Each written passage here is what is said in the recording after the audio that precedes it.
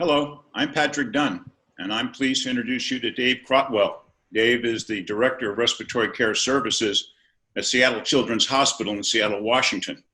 And Seattle Children's is a major medical academic center, not just serving the state of Washington, but also providing services to surrounding states of Alaska, Idaho, and Montana.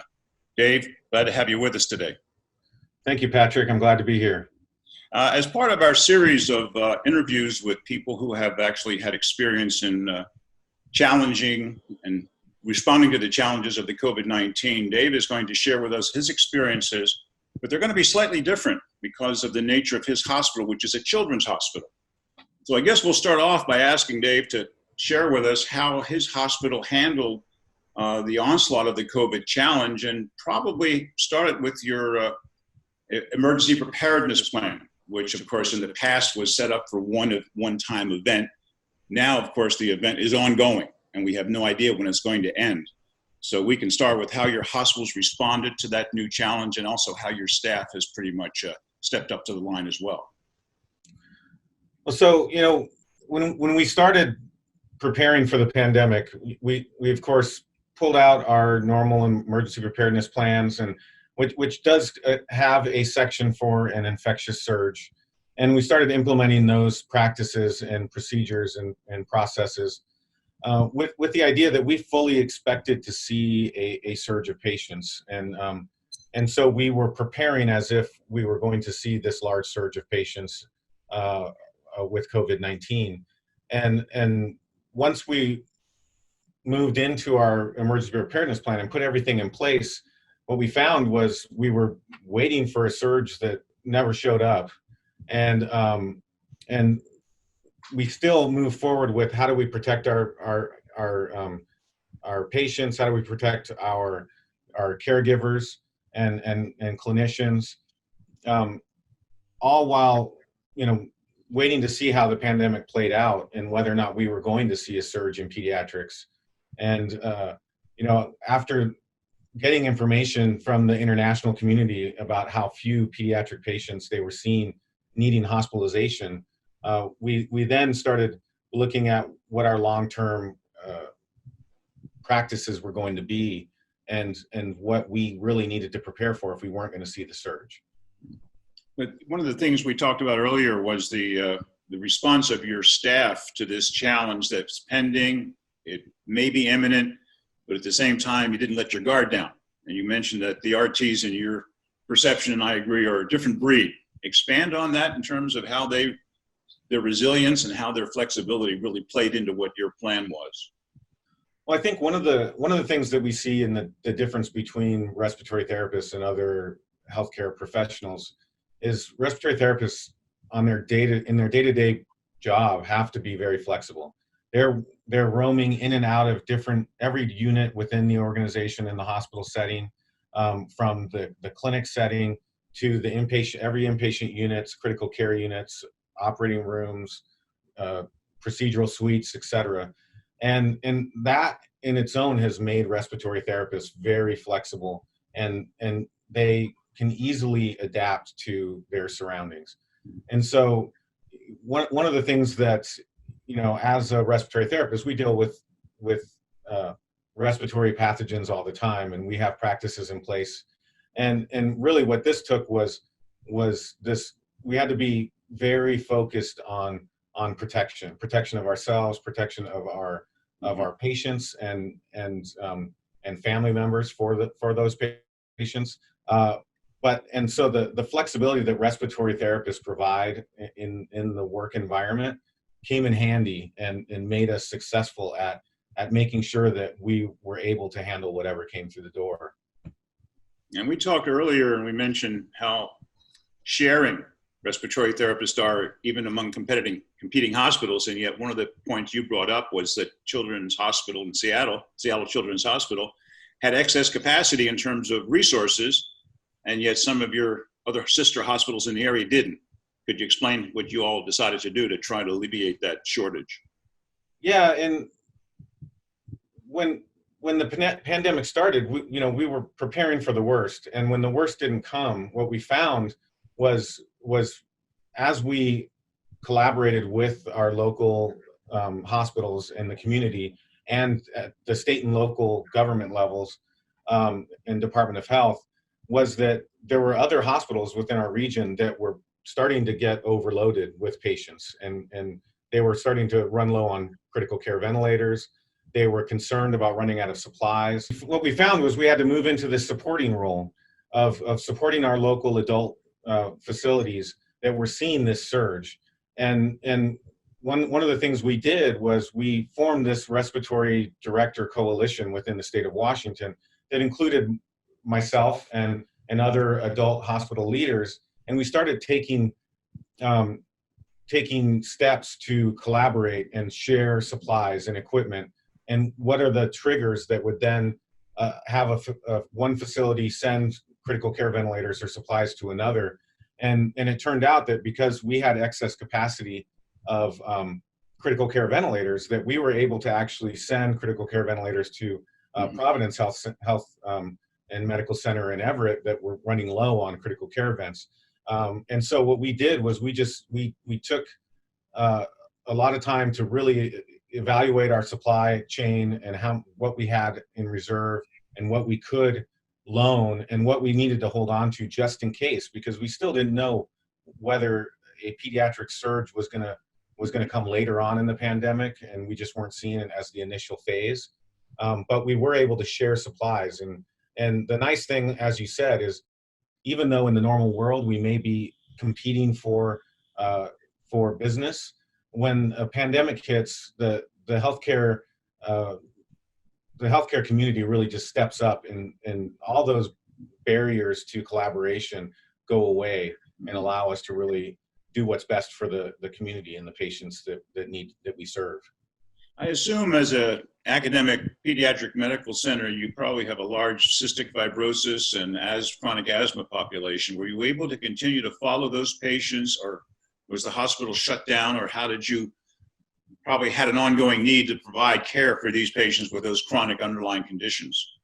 Yeah, and we sit and we rack our brains and say, who would have known that a pandemic would have basically shut down our hospital and caused our volumes to drop essentially by about 30%, almost, over a week's period as we shut down. And by closing all of our clinics, pulmonary function lab, and canceling all of our elective surgeries, we really had to see those patients that really needed ongoing care. How can we support them? And that's where we started to leverage telehealth. We started to implement Zoom meetings with those patients that needed to seek care from our pulmonary providers, and really looked at how can we best serve the patients while keeping them safe at home and having them not come into the organization to be seen. So how was that received? There's some concern that telehealth is not a good substitute. Others very successful telehealth monitoring, especially chronic medical conditions. So your proactive reach out, how was that received by those who endorsed it and chimed in that they wanted to be part of that telehealth? Well, it was well received, but especially by the families, because you watch the news. How the pandemic was unfolding was very scary for people, yes, and especially people that have underlying health conditions. And so taking these patients that have chronic pulmonary disease and allowing them to get the care that they need, but not have to be placed at risk by coming into our institution, was very well received by the families, more so than we thought it was going to be. Where we did have some struggles is when in a case in which we would normally order a pulmonary function test for a cystic fibrosis or an asthmatic patient to be able to better diagnose what's going on with them. We couldn't do that, as you know. We couldn't go to the home and do PFTs.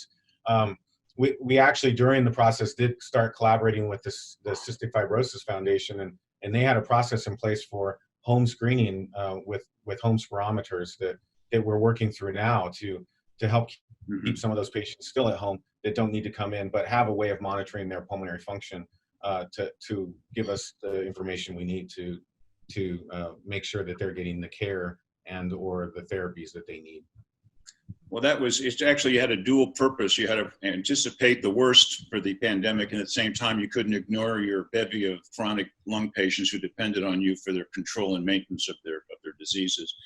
As it turns out, one of the new areas of interest now because of COVID-19 is in the aerosol transmission, airborne transmission, is this new concept of aerosol generating medical procedures that prior to COVID-19, for all intents and purposes, keeping the patient safe was the first priority. And they were relatively innocuous in terms of the caregivers, such as intubation, extubation, airway clearance therapy, aerosol drug delivery.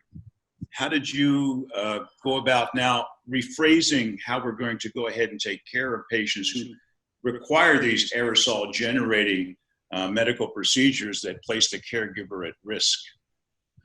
Well, first of all, let me start with PPE. We were very lucky, and we were very proactive at the beginning of this before it really hit the U.S. We placed orders for respirators, not for N95s, but for what we refer to as cappers, and they're the respirators that we would use for patients in strict precautions. And we were able to purchase those up front. And so we didn't have a shortage of PPE that some other institutions had. And we weren't having to reuse N95s and struggle to get those N95 respirators. And so because of that, we sat down and developed a group and really looked at the risk to the caregiver, the risk to the patient. And initially our frame of reference was MERS-CoV or SARS from 2002, 2003. And those viruses, while less transmittable, have much higher mortality rates. And so when we were looking at practices internationally before COVID really hit the US, we started talking about what are we willing to provide for patients. And one of the things that historically was recommended with SARS was, once a patient has an oxygen requirement, is in respiratory distress, go immediately to intubation and bypass a lot of those quote unquote non-invasive ventilatory support devices that fall under the potential or known aerosol generating medical procedure category. And so what we did was we looked at what the mortality rate of COVID-19 has been and made decisions that the risk to some of our patients was higher if we bypassed non-invasive ventilation and went straight to intubation than it would be for our caregivers, knowing that we had adequate PPE supply. Mm-hmm. So we went through and really chose what we would provide and what we wouldn't provide, and kind of went through the risk, both not just to the caregiver, but to the patient associated with that. And we chose to offer non-invasive ventilation and high-flow nasal cannula and some of those respiratory support devices. And we took from our historical practice, in pediatrics, we have a large and a growing tracheostomy and ventilator-dependent patient population. And those patients frequently need inhaled antibiotics and some other drugs that we don't want caregivers inhaling on a regular basis out of fear of causing an occupational acquired reactive airways disease over time. And so we already had practices in place for filtering the exhaled gases from some of these respiratory support devices using HEPA filtration. So we learned from that and applied those learnings to COVID-19, and then very quickly devised practices to filter gas when possible so that we weren't spewing aerosol or infectious aerosol into the environment. Mm-hmm. While we were providing respiratory support to these patients. And with your aerosol drug delivery platforms, how did you go about identifying what would be the safest way for aerosol drug delivery for not only patient protection, but also for staff protection for fugitive aerosols? Well, and that was one of the things that we were surprised about we already had, in pediatrics, we tend to use more meter dose inhalers with valve holding chambers. And our practice here, 98% of our inhaled bronchodilators and drugs that will come in a meter dose inhaler formulary, we already were delivering by meter dose inhaler with a valve holding chamber. And in some cases, even into ventilator circuits and to spontaneously breathing patients. And so we kept our current practice, and then where we did need to use aerosol delivery systems that, for instance, nebulizers or vibrating mesh technology, we applied the idea of how do we safely deliver it, and then is it possible to add filtration to that device? So, for instance, we use breath-actuated nebulizers, and those are already more effective at reducing aerosol generation in the environment because the nebulizer only develops aerosol during inhalation, and it's not nebulizing throughout the respiratory cycle, so that there's less aerosol getting kind of moving into the environment when the patient is not breathing in. And so we leverage that. We also were able to add HEPA filtration to the Aero Eclipse breath actuated nebulizers that we normally use, that then made it even safer, because not only were we only nebulizing on inhalation, all the exhaled gas were filtered through your filtration system for exhalation. So it's really a safe platform when you have to go that route, whether the medication that the prescription wants is not available, a meter dose inhaler. But you also mentioned when we talked earlier that you ran into an unexpected problem with meter dose inhalers not being available as they were in the past. Right. We didn't expect to run out of meter dose inhalers, but in the adult world, they had migrated over the years to more liquid formulary of inhaled medicines. And they very rapidly said, that's an aerosol generating medical procedure, and we want to move away from that to meter dose inhalers. And then we ended up with a shortage of meter dose inhaler availability on the market, which we then had to look at our supply chain and how do we guarantee that we have the drug that we need in the formulary we need. And then if we were to run out, how are we prepared to deliver safe medication delivery if we run out of meter dose inhalers, if we had to move or migrate to liquid albuterol for bronchodilators. So a whole new contingency plan in terms of your supply chain management and monitoring. How about airway clearance therapy? You have a lot of your cystic patients, I'm sure, who are actively proponents of airway clearance therapy. How about on the inpatient side, where you also have the risk of exposure for potentially contaminated phlegm or sputum? So we do have quite a few patients, not just cystic fibrosis patients, but a lot of neuromuscular disease patients that we use various airway clearance therapies, whether it be postural drainage and percussion, chest physiotherapy, cough assist device we have with our neuromuscular population. And so we went through all those therapies and categorized them as either an aerosol generating medical procedure or potential aerosol generating medical procedure. And we applied practices and safety practices for PPE and others to other types of practices. For instance, while a patient is getting their vest therapy, they would wear a surgical mask to help protect. If they were to get into a coughing spell, then it would at least reduce the risk of infectious aerosol being coughed out into the environment. And so we really looked at all those practices. When I was doing the research for this and other presentations, when you talk about safe aerosol drug delivery in a COVID-19 environment, one of the first recommendations is avoid unnecessary treatments. And I know you and I chatted earlier, and we both have the same feeling. If it's unnecessary, why is it ordered and why are we giving it? And you had a pretty clever response to that in terms of what you do at Seattle Children's to eliminate unnecessary treatments. And it had nothing to do with infection. It was something that you undertook years ago in terms of trying to get your budget in line, in terms of allocation of resources. Would you share with us what that was all about? Yeah, so, adult facilities have been, with Medicare reform and HMOs and historically very tight budgets, have really worked hard to eliminate ineffective. I like to use the term ineffective therapies instead of unnecessary. And within Seattle Children's, we really focus a lot on evaluating our utilization of respiratory care resources and looking at putting the RT at the bedside of the right patient at the right time with the right therapy. And so we implemented practices where we really look at even if a patient is not known to have a disease that we think would respond to a specific therapy, if we try it, we've really focused on, instead of withholding therapy, but really evaluating the effectiveness. And so if a therapy is effective, we continue it, trial it. If it's effective, we continue it. If it's ineffective and we don't see, using as objective of data as we can, of response to therapy, if it's ineffective, then we stop it. Because that's really ineffective therapy, and continuation of ineffective therapy is one of the big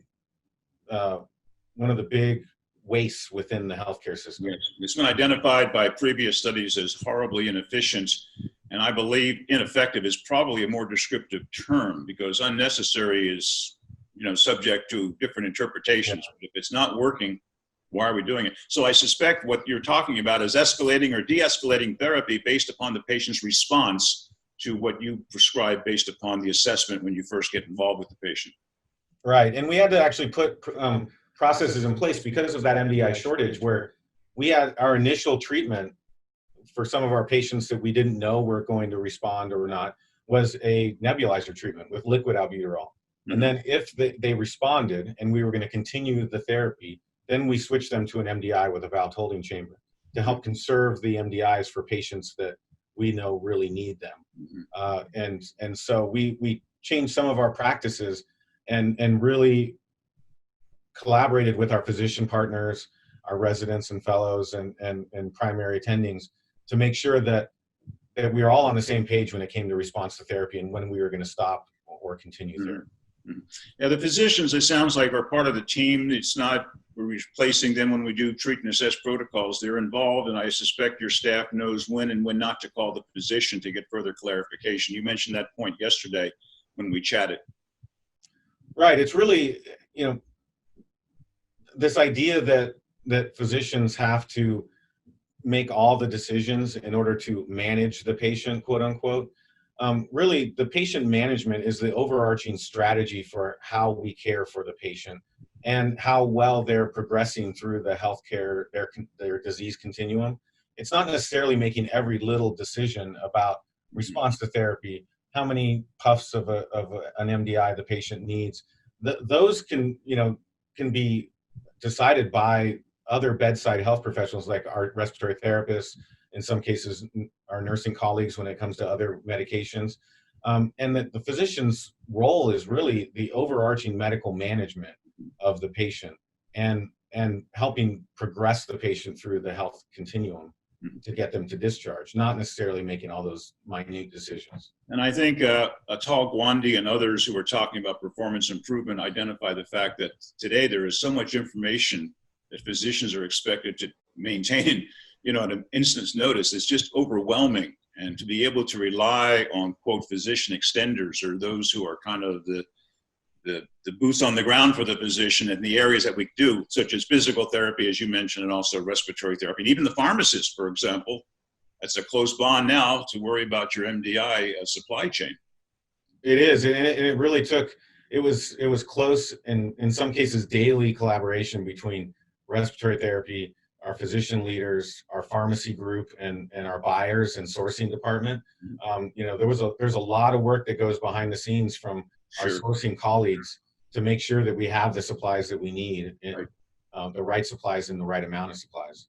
Well, you mentioned the communication, and one of the elements of this COVID-19, as you mentioned earlier, is pandemic, which means that it's worldwide. So we now have information coming to us from around the world, compliments of the internet, where something that we thought was locked and loaded 2 weeks ago in terms of a procedure now is being replaced with new information that supposedly has been trialed, but probably is more anecdotal. How does your staff handle the rapidity and the quickness of change after you've already established a way of doing something and now you have to modify it based upon new information? Prior to COVID-19, it might take anywhere from 10, 12 months for a paper to reach the end user. Here it's happening in a matter of weeks. Well, as we've seen, the data that's come out is evolving over time. Mm-hmm. And it really it's taking a lot of filtration of the data and what evidence we have and grading it based off the strength, knowing that a lot of this data that's being published is not peer reviewed, and trying to look at what can we apply, what should we wait for more information before we implement. But our staff is really used to change. You know, if there's one thing that we know is going to happen in healthcare, it's change is going to happen, and it happens fast.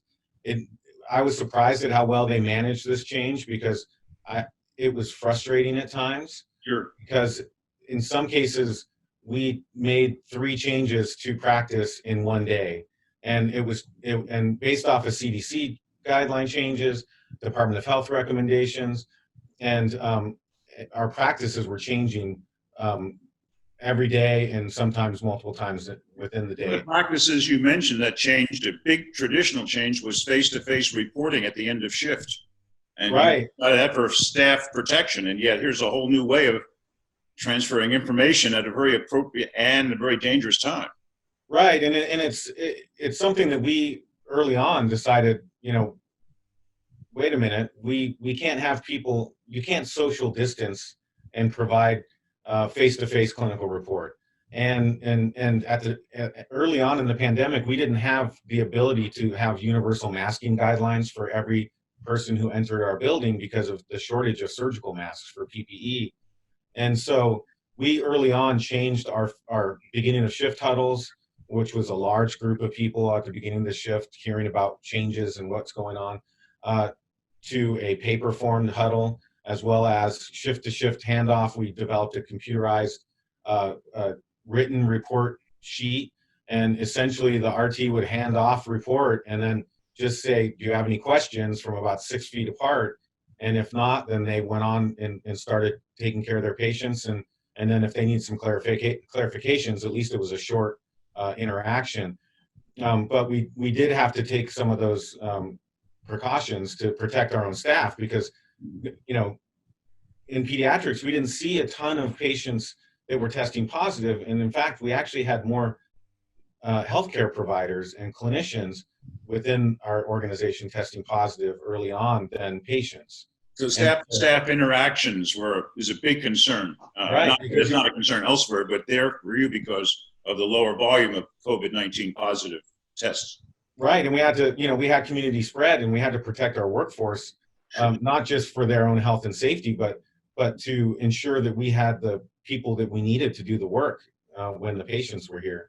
And so it was a lot of work, and we did a lot of focused work on how are we going to communicate. And I think we discussed this. Like my philosophy is, I call it Dave's rule of 5. Yeah, if we really want someone to retain it, they need to hear it 5 times in 5 different ways.